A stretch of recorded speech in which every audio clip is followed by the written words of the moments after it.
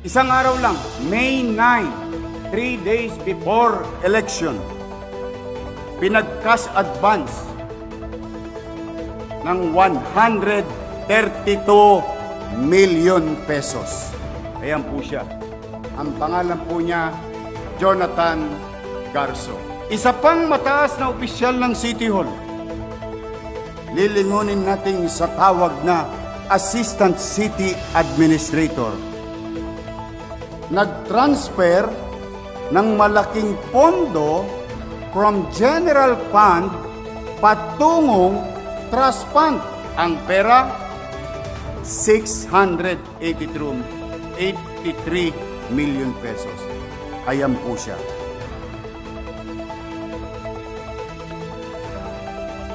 Joy Dawis Asuncion.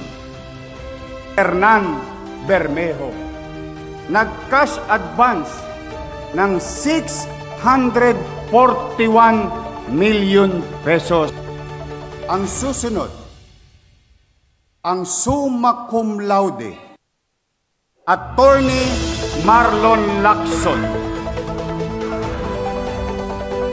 amounting to 1.1 billion pesos.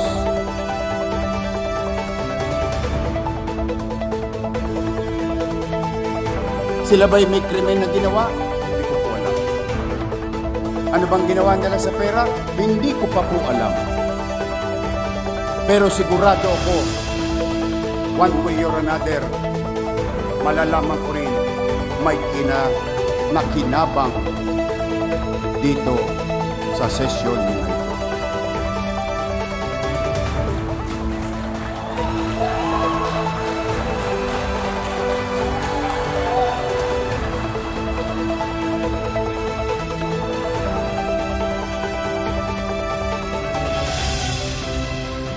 Before I continue, on a personal note, ano ginawa niyo naman sa Maynila?